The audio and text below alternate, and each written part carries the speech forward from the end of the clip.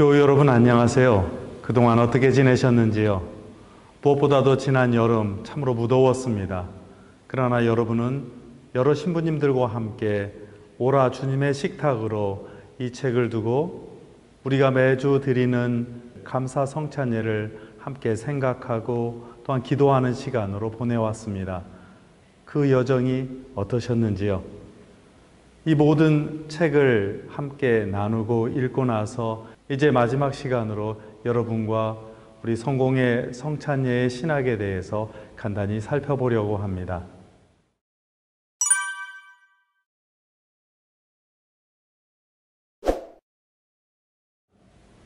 우리 성서에서 나오는 성찬예에 대한 이해를 다시 한번 되새겨 볼까요?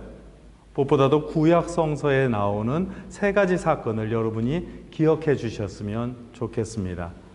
첫 번째는요, 아브라함과 사라가 지친 새 나그네를 환대했던 사건입니다. 창세기에 나오는 이야기이지요. 여러분들은 잘 기억하고 계십니다. 아브라함과 사라는 고향을 떠나라는 하나님의 명령을 받고 그렇게 세상을 떠돌아다니는 나그네가 되었습니다. 어느 날 천막을 치고 잠시 쉬어가는 그런 처지에 있었을 때 낮에 뜨거운 햇볕 밑에서 아주 지친 나그네가 지나가는 모습을 보았습니다. 그리고 자신이 나그네가 된 처지에서 새 나그네를 자신의 천막에 불러서 대접하고 그를 아주 극진히 환대했던 사건을 여러분은 기억하고 계실 겁니다. 송아지도 잡고 그리고 아주 엉긴 우유도 치즈였을 거예요. 아마 그것도 같이 나누고 씻을 물도 주면서 그 지친 사람에게 원기를 제공해주고 음식을 나누는 아주 놀라운 일이 일어났습니다. 결국 그 새 나그네는 아브라함과 사라에게 아주 큰 축복을 내려줬습니다. 자녀를 얻게 될 것이라고 하는 그 놀라운 축복이었죠. 알고 보니 그 새 나그네가 다름 아닌 하느님의 천사들이었다는 것이 나중에야 밝혀집니다. 더 놀랍게도 교회의 역사는 이 새 나그네를 두고 이 새 나그네를 대접하여서 아브라함과 사라가 함께 나눈 그 잔치상을 두고 오늘 우리가 나누고 있는 성찬예의 모형으로 삼았습니다. 새 나그네가 하나의 식탁에서 나누는 그 친교의 사건을 두고 성삼위일체의 모습으로 담아 그리기도 했습니다. 15세기 러시아 정교회의 수사이고 신부였던 그리고 이콘 작가였던 안드레이 류블레프는 바로 그 유명한 성삼위일체의 이콘을 아브라함과 사라가 대접했던 새 나그네의 식탁 친교를 중심으로 그려서 우리에게 삼위일체 신앙의 모습, 그 친교의 모습, 우리가 어떻게 이 성찬예를 통해서 누군가를 환대함을 통해서 이 성찬예의 사건을 우리의 삶 속에서 누릴 수 있는지를 분명하게 보여주었습니다.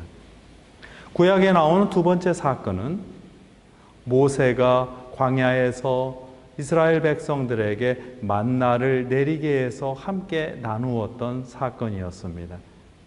출애굽을 해서 이제 노예로부터 벗어나서 새로운 땅을 찾아가는 그 놀라운 일들이 펼쳐졌습니다.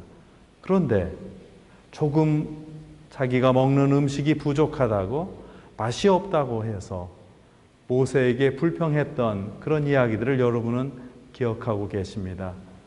모세가 하느님께 기도를 드리고 부탁을 하자 하느님께서는 만나를 하늘에서 내려주셨습니다. 그 뜻이 분명합니다. 그 만나는 땅에서 우리가 우리의 힘으로만 만들어낸 것이 아니라 하늘에서 하느님의 은총과 사랑으로 그 베풀므로 우리가 함께 나누며 살아야 할 음식을 상징합니다. 만나의 특징을 여러분 잘 알고 계시죠? 밤새 내린 그 만나를 배불리 먹었지만 그것을 따로 모아서 내 욕심을 채워서 모아두지 못했습니다. 그래서 금방 부패하고 말았거든요. 그 말은 우리가 나눠야 할 음식, 이 세상 속에서 생명을 유지하도록 하는 그 모든 경제활동, 이런 일들은 함께 나누고 공유해야 한다라고 하는 구약 성서의 경제사상, 하느님의 경제 질서를 잘 드러내는 것이기도 합니다. 우리가 성찬례를 통해서 먹는 것은 우리가 내세워서 먹는 것이 아니고 하늘에서 내려온 선물로서 함께 먹고 있다는 사실을 기억해 주십시오. 그래서 나 혼자 독점하거나 나 혼자 누리려고 하는 것이 아니라 다른 사람들까지 함께 먹이고 격려하면서 생명을 축하하는 그런 음식이었습니다. 그 만나의 기적이 오늘 우리가 누리고 있는 성찬예의 잔치에도 함께 흐르고 있습니다. 구약성서에 나오는 세 번째 이야기는 신명기에 나오는 쉐마 이스라엘이라고 하는 선언입니다. 쉐마 이스라엘, 이스라엘아 들어라. 너희는 떠도는 아람 사람이었다. 나그네였다. 빈털털이었다. 그리고 이집트에서 노예살이 하던 사람이었다. 그런데 하느님께서 그 울부짖음을 들으시고 너희를 구원해내셨다. 그것을 잊지 말아라. 그것을 잊지 않고 말씀으로 들어서 되새기고 그 놀라운 사건을 기억하면서 음식을 나누고 그 출애굽의 사건을 내 마음에 그리고 그 이스라엘 공동체의 마음의 생활의 색이라고 하는 그런 당부였습니다.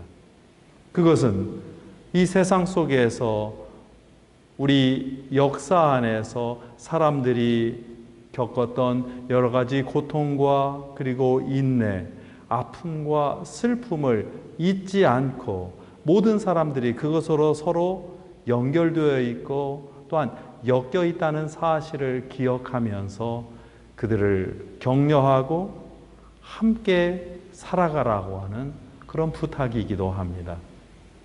창세기의 그 놀라운 환대의 사건, 그리고 출애굽 사건에서 드러났던 그 만나의 음식 나눔 사건, 그리고 이제는 말씀을 듣고 역사 안에서 해방을 겪고 구원을 얻었던 모든 사건들을 기억하는 일이 우리 구약성서에 마련되어 있는 성찬예의 원형이라고 할 수 있습니다.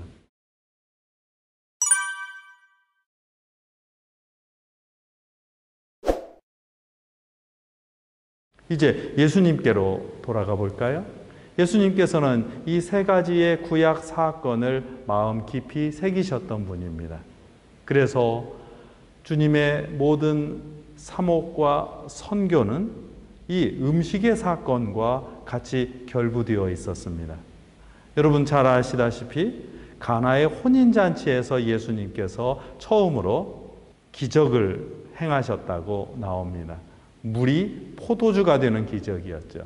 혼인의 잔치, 그 흥겨운 잔치가 깨지지 않도록 아주 평범한 것을 참으로 귀한 포도주로 사람들에게 흥을 주고 생명의 기쁨, 즐거움을 나눌 수 있도록 변화시켜주는 그 잔치의 자리가 예수님께서 첫 번째 기적을 펼치셨던 그런 상황이었다는 사실을 꼭 기억해 주십시오. 예수님은 물론 제자들과 함께 여러 음식을 나누셨겠죠. 제자들은 무엇보다도 제자 공동체이기 이전에 예수님과 함께 음식을 나누는 식구였습니다. 게다가 예수님은 세리들 혹은 세상에서 질타를 받던 죄인들이라고 하는 사람들의 집에 자주 가셔서 함께 음식을 나누었습니다. 그 때문에 어떤 사람들로부터는 저 사람은 먹고 마시기를 즐겨하는 사람이야. 저 사람은 죄인들하고 어울리는 사람이야 하는 그런 비난을 종종 받기도 하셨습니다. 그러나 주님께서는 그것을 개의치 않으셨습니다. 무엇보다도 한 사람이 자신을 다 바쳐서 새로운 사람을, 새로운 말씀을, 새로운 진리를 받아들이겠다고, 그러면서 자신을 이제 변화하는 자리에 내놓겠다고 하는 그 결심을 존중해 주시고 격려해 주시면서 그 집에 들어가 축복하시고 음식을 나누셨습니다. 예수님의 음식 나눔에는 이런 뜻이 있었습니다.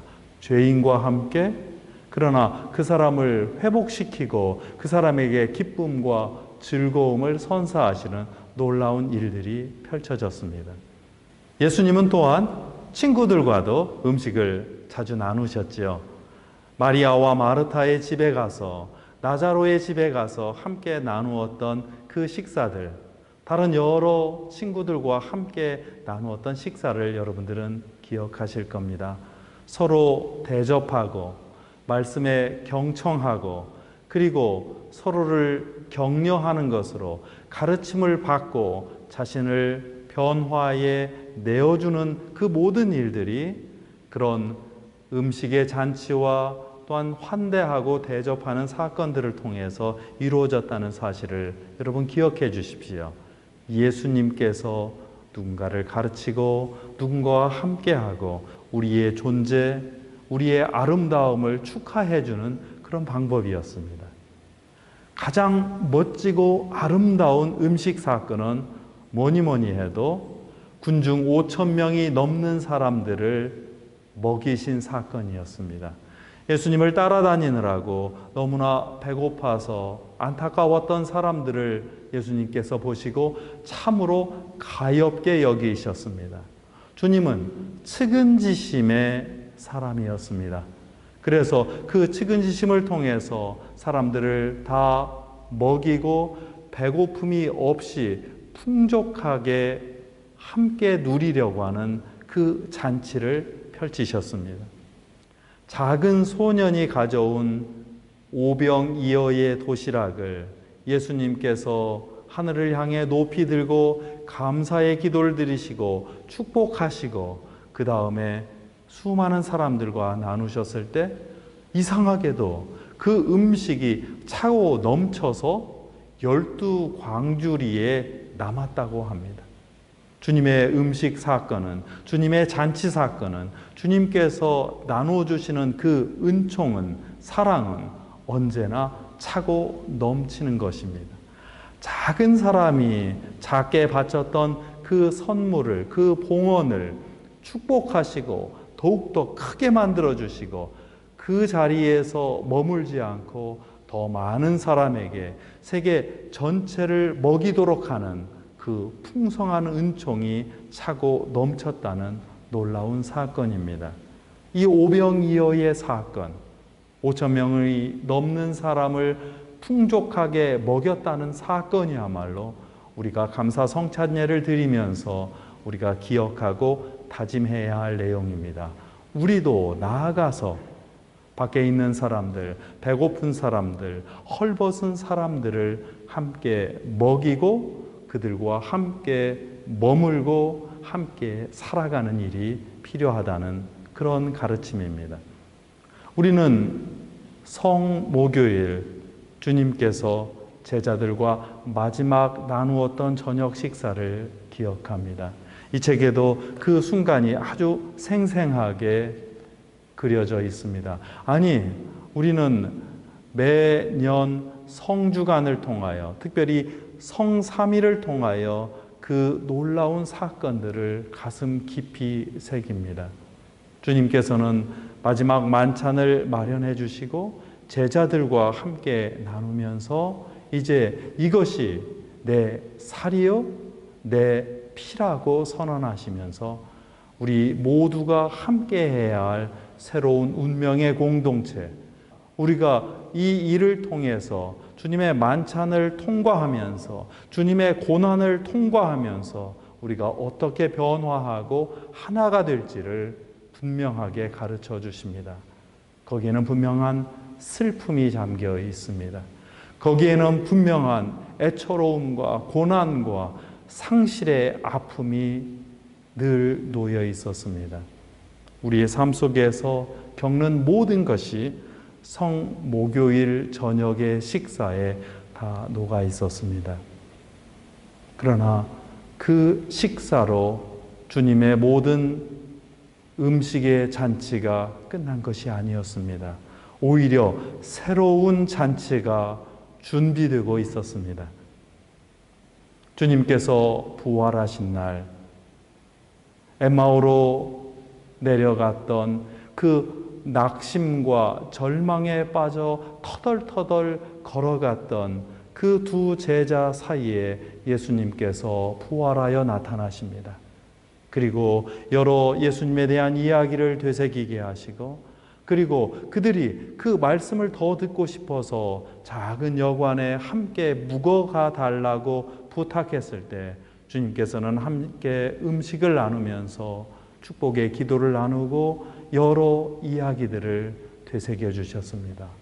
바로 그때 말씀을 들었을 때 마음이 뜨거워졌고, 그 빵을 나누었을 때 주님의 모습이 우리에게 완전하게 다가왔다는 사실을 깨달았습니다.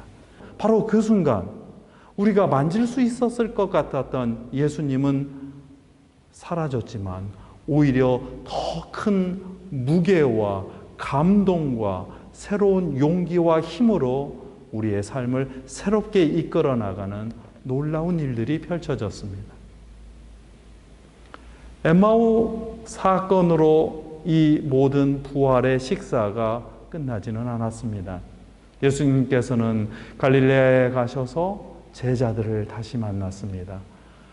이제 주님께서 부르셨던 그 사람 낚는 어부의 모든 일이 이제 실패로 끝났다라고 낙심해서 다시 고향에 내려가서 이제 그물질을 하는 제자들을 다시 한번 찾아가셔서 그들을 새롭게 부르시는 사건입니다. 제자들은 밤새도록 그물질을 했지만 고기 한 마리 잡지 못했습니다. 그들의 절망감과 그들의 슬픔과 그들의 낙담을 표현하는 아주 분명한 상징일 겁니다. 바로 그때 다시 한번 주님께서 제자들 앞에서 나타나셔서 두려워하지 말라, 너희에게 평화가 있기를, 그리고 새로운 곳에 이곳에 그물을 던져보아라. 제자들이 그 말씀을 듣고 그물을 던졌을 때 그 그물에는 지금까지 잡아보지 못했던 수의 수많은 물고기가 걸려들었습니다. 찢어질 듯한, 그러나 결코 찢어지지 않는 그 그물을 붙잡고 그들은 다시 무트로 돌아왔습니다. 베드로는 다시 한번 물속에 뛰어들었습니다. 주님을 배반했던 그 부끄러움이 너무나 커서 예수님을 도저히 볼 수 없노라고 하는 그 안타까움, 그 미안함이 컸던 탓이었을 겁니다. 그러나 무트로 주님께서 그물을 끌고 오게 하시고, 이미 주님께서 모닥불을 준비하시고 모든 음식을 준비하신 상태에서 제자들을 기다리셨습니다. 물에 젖은 베드로가 터덕터덕 그 무트로 올 때 예수님은 베드로를 불러서 모닥불에 쬐게 하시고 그 젖은 몸을 다 말려주셨습니다. 그리고 그 유명한 대화가 나옵니다. 베드로야, 너는 나를 사랑하느냐? 베드로야, 너는 나를 사랑하느냐? 베드로야, 너는 나를 사랑하느냐? 그러니 이제 내 양떼를 잘 보살펴 달라. 이 부탁이었습니다. 배신에 대한 질책과 복수와 심판이 아니라 그 사랑을 다시 확인하면서 그를 온전하게 되살려 주시고 그에게 새로운 사명을 맡겨주시는 놀라운 일이었습니다. 그리고 너희들이 마련한 생선도 좀 가져오렴. 그것으로 제자들과 함께 나누면서 부활의 식사 잔치를 완성하셨습니다. 이것이 성서와 초대교회를 통해서 펼쳐지는 성찬예의 모습입니다. 초대교회는 이 모습을 따라서 교회 공동체로 모여서 주님께 예배하고 말씀을 듣고 음식을 나누는 친교의 식사를 멈추지 않았습니다. 그 놀라운 일이 지금까지 우리가 지켜오고 예배드리는 감사 성찬예입니다. 우리는 이것을 어떻게 드리고 있을까요?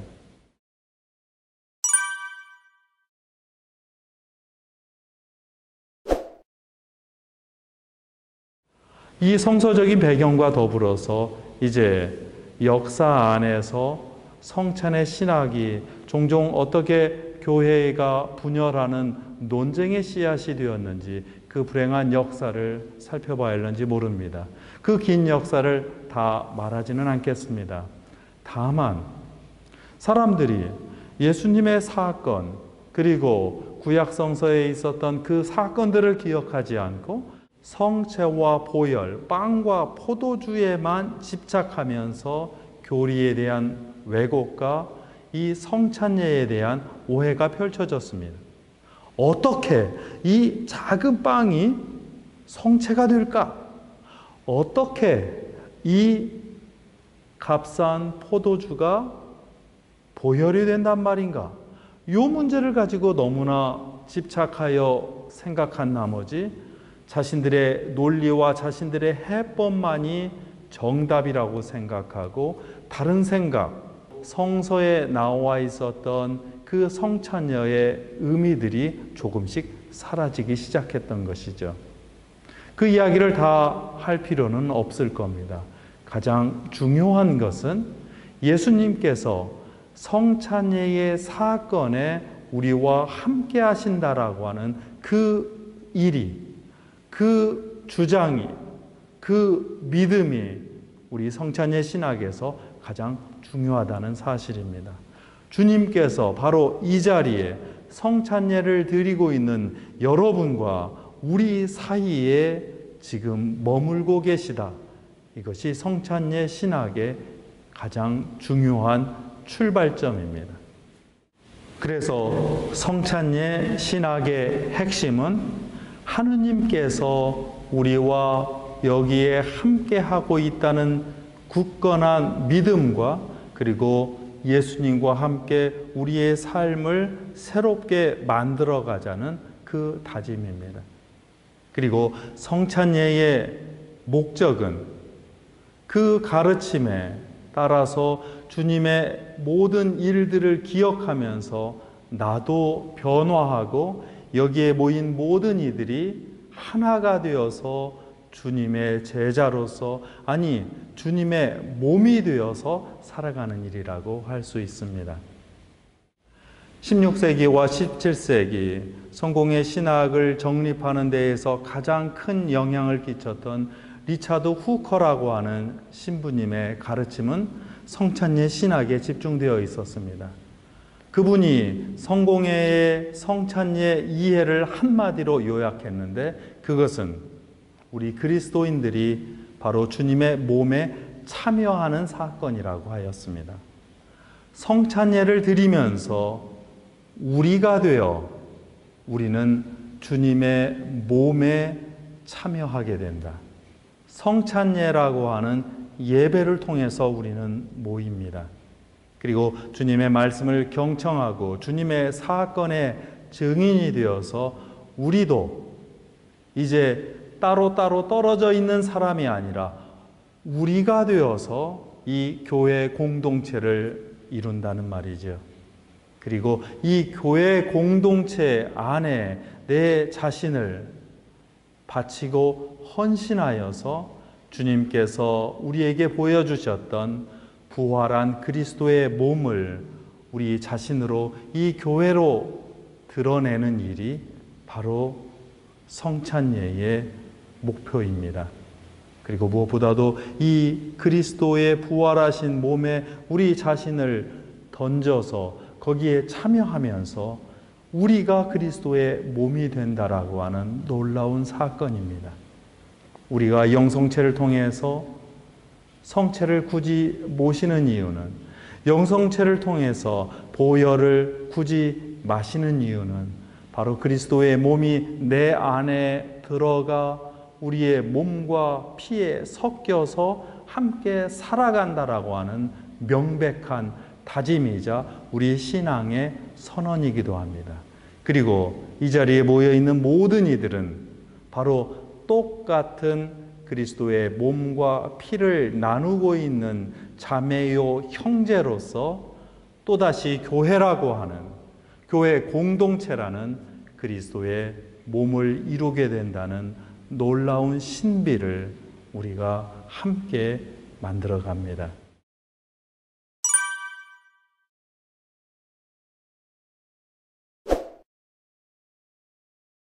이 지점에서 한 가지를 여러분에게 꼭 되새겨 드리고 싶은 게 있습니다.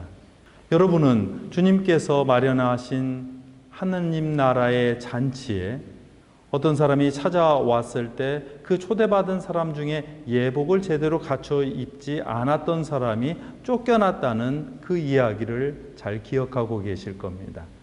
그때 그 예복이 무엇입니까? 잔치에 다 들어왔다고 해서, 성찬예에 다 참여한다고 해서 그것으로 그치는 것이 아니라는 말입니다. 오늘날 이 세상 속에서 살아가는 그리스도인들은 예복을 갖춰 입어야 합니다. 그 예복은 다름 아니라 신앙인으로서 이 공동체와 이 사회, 이 세상에서 살아가는 신앙인의 예절을 말합니다.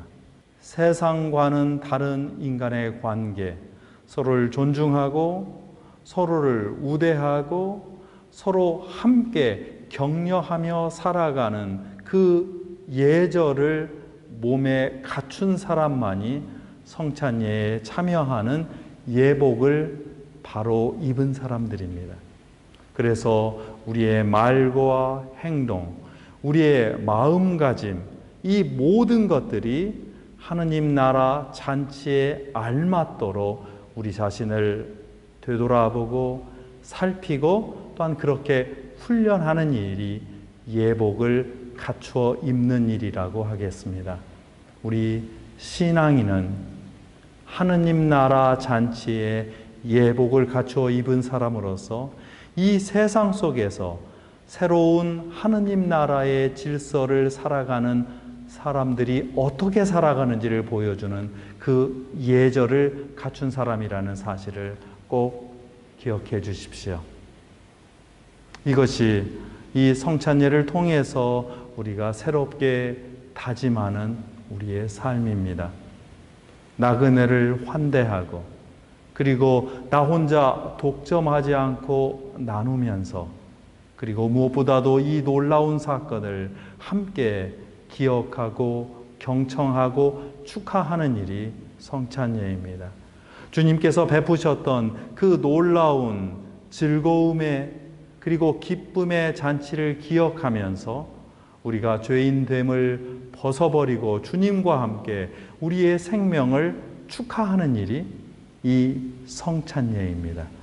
배고픈 사람들, 안타깝게 살아가는 사람들에게 손을 펼쳐서 그들과 함께 5,000명, 5만 명, 아니 수십억 명이 함께 누리는 그런 세계를 만들어가는 것이 바로 성찬예입니다. 그리고 무엇보다도 그 부활의 식사를 통해서 우리가 완전히 회복되어서 사랑의 사람으로서 살아가는 것이 성찬예입니다. 그 시작점에 놓인 여러분을 참으로 복된 분들입니다. 안타깝게도 거의 2년에 걸쳐서 펼쳐지고 있는 이 코로나 사태로 성찬예를 예전처럼 드릴 수가 없습니다. 영성체를 예전처럼 할 수 없는 처지입니다. 그러나 바로 그때 우리는 당연한 듯이 받아들였던 이 성찬예, 당연한 것인 것처럼 모셨던 영성체라고 하는 사건을 다시 한번 되새기고 그 놀라운 과거의 사건들이 얼마나 감사했던지를 되새기는 시기로 삼았으면 좋겠습니다. 아울러서 우리가 성체와 보혈을 못 모시는 처지에 있듯이 이 세상 속에서 여전히 굶주리고 목말라 하는 사람들의 상황과 안타까움을 비춰보는 그 거울로서 이 어려운 시기를 같이 생각했으면 좋겠습니다. 아니, 그들을 위해서 기도하고 그들을 위해서 우리의 손을 내어주고 우리의 마음을 내어주는 그런 놀라운 일이 펼쳐졌으면 좋겠습니다. 바로 그것이야말로 성찬예를 드리고 나서 우리가 세상에 파송되어서 살아가야 할 신앙인의 책무이기 때문입니다. 우리는 이렇게 주님께서 마련해 주신 온갖 구원의 사건을 함께 걸으면서 주님의 잔치상에 초대받았습니다. 오라 주님의 식탁으로, 여기에서 함께 누리는 은총과 사랑을 이제 가거라, 나아가서 주님의 복음과 주님의 사랑과 주님의 은총을 나누는 일로 함께 살아가야 합니다. 그것이 역사에 참여하라고 주님께서 부르시는 그 당부에 우리가 응답하는 그리스도인, 그리고 주님의 몸을 모신 사람으로서 살아가는 신앙인의 사명과 책무입니다. 이 놀라운 여정에 오신 여러분들, 우리의 삶을 함께 축하하고 우리의 성찬예를 이 세상 속에서도 여러분이 처한 모든 곳곳에서 펼쳐 나가시기를 바랍니다. 바로 그때 여러분들은 이 성당에서 드리는 성찬예를 넘어서서 세상에서 성찬예를 드리는 집전자이고, 그리고 그 집전자로서 가장 귀한 그리스도의 몸을 대표하는 사람이 됩니다. 그 놀라운 축복이 이 성찬예의 순례의 과정, 의 신앙의 과정, 우리의 삶의 과정에 참여한 모든 분들께 함께하기를 빕니다. 부활의 생명잔치인 성찬예를 누리는 여러분에게 하느님의 사랑과 축복이 넘쳐납니다. 긴 시간 동안 이 여정을 함께해 주신 여러분들께 감사의 인사를 드립니다. 고맙습니다.